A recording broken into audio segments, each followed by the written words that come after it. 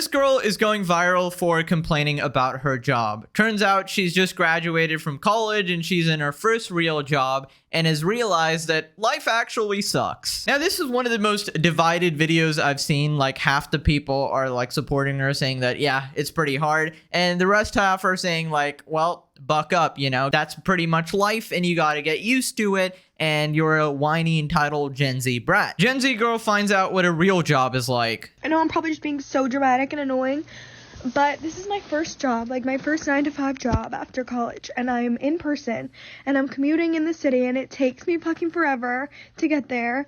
There's no way I'm gonna be able to afford living in the city right now, so that's off the table. Like, fucking duh! If I was able to walk to work, and it'd be fine, but I'm not. So it literally takes me, like, I leave here, like, I get on the train at 7:30, and I don't get home till, like, 6:15 earliest, and then, like, I don't have time to do anything. I want to shower, eat my dinner, and go to sleep. I don't have time or energy to cook my dinner either. Like, I don't have energy to work out. Like, that's out the window. Like, I'm so upset.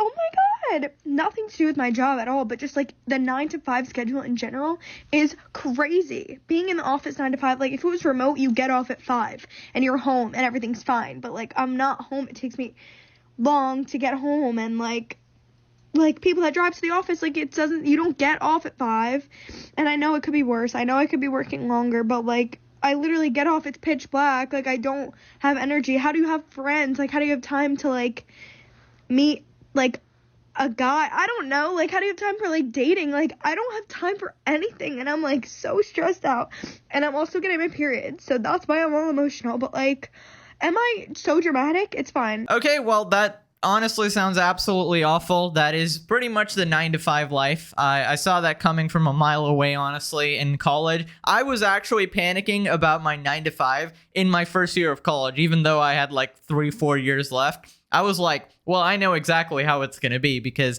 I know what my parents went through, and obviously they might have had it a little easier because now cost of living is really high and salaries haven't risen, you know, to match that sort of demand. Now, everything she's saying here is absolutely true. Commuting all the time absolutely sucks. And honestly, I can say I had this exact same lifestyle, but in school. Okay, this was essentially my life in school.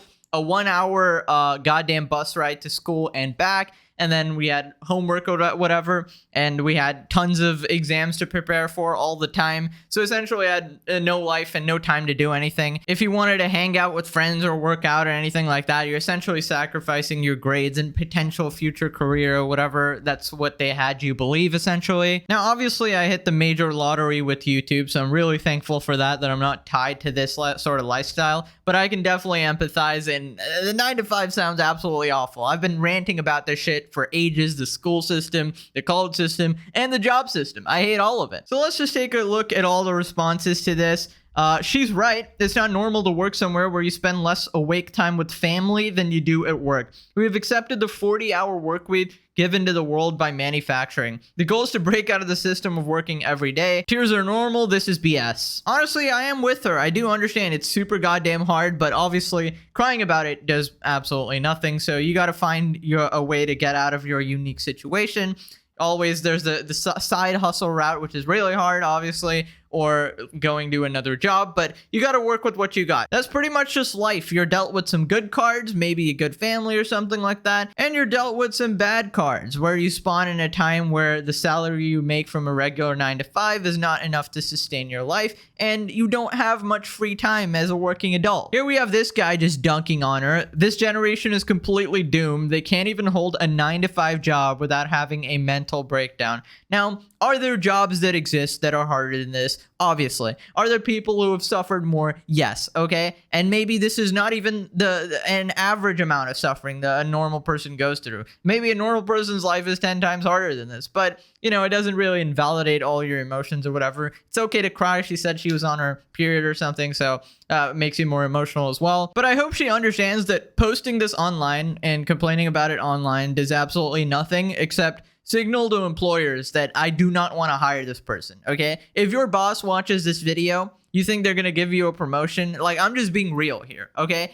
If I saw one of my employees, okay, my employees are not going to have this sort of lifestyle. But hypothetically, if I saw one of my employees like this, you wouldn't want to hire them because they're crying about it, right? Or maybe you're expecting your employer to have some sort of random revelation being like, you know what, the 9 to 5 system actually sucks. I'm gonna make you work 9 to 1 and pay you the exact same, which is never gonna happen. And she actually said that she doesn't even have any problem with her current job. It's just the whole system in general, which I get. Now, essentially, people's counter argument is, hey, I had to suffer more. I worked harder than you, so therefore, everything is fine. One of my first jobs was working for $600 a week repairing PCs. Let's just say I had $10 left at the end of the month, just enough to buy ramen noodles. Been there. And I totally understand this. The time when I was doing a full-time computer science degree, as well as a job, as well as doing YouTube, uploading 2 times a day. Essentially, that was my Hail Mary, just being like, get me the hell out of here. I cannot work for anybody. Okay, that's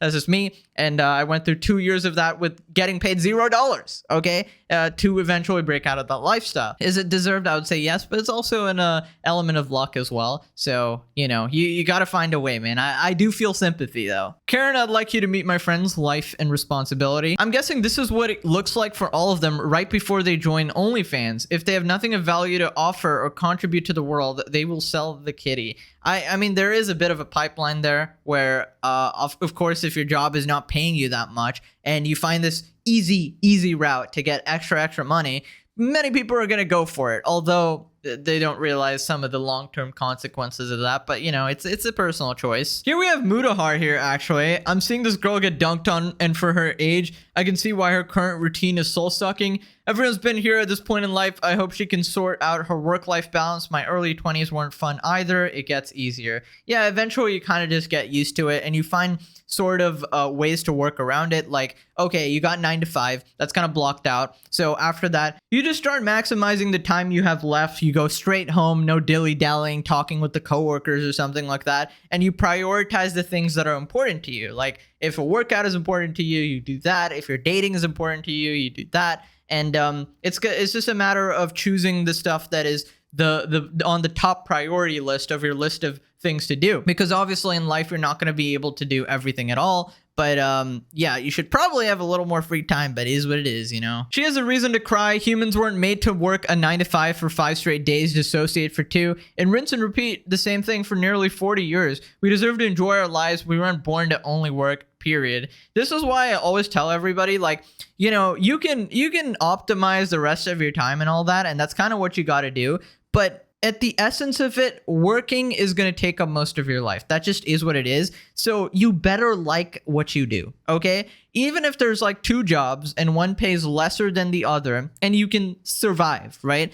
Please pick the thing that you enjoy doing. Because remember, you're going to be doing this for years and years and years, forever, till the end of time. For me, if YouTube paid absolutely nothing for the next 10 years, I would still do it. I'd go homeless and still do it, okay? Because that's the level I'm at, where I'm like, I would rather do this rather than get paid $7 billion working for some company, which is never going to happen. Obviously, YouTube pays more. But, in the hypothetical that YouTube didn't pay anything, I would still choose this. Find a way to pursue what you like. And if you don't know what you like, start looking.